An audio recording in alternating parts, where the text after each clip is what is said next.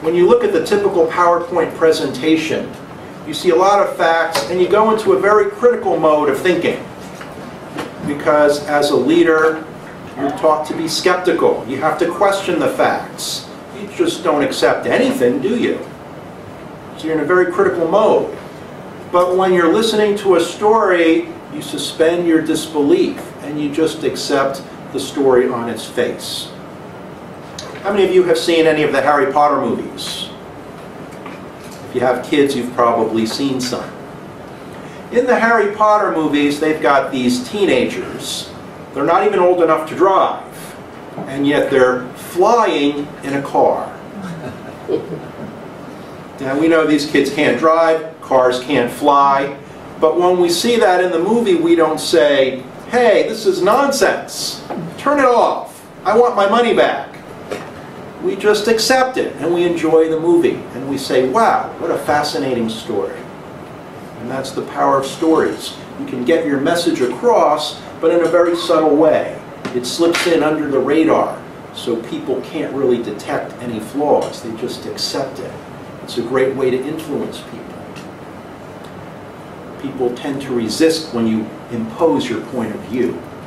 When you shove data at them, they're very protective and guarded and skeptical. But a story can influence them because of the emotional element. Data are usually black or white. Pro or con, true or false, yes or no. It's either this or that. There's not really a lot of middle ground. But in the real world, we know that it often isn't black or white, but there are all sorts of shades of gray. And a story can allow you to capture that.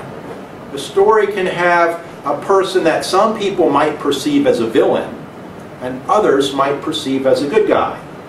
Robin Hood, for example. Is he a good guy or a bad guy? Depending on your point of view, you have your own opinion. But the story itself allows for either point of view. It's very inclusive. Anybody can accept the story. Of course, data are very easy to forget. You see a bunch of slides, a bunch of numbers, not very memorable. But stories are very easy to remember.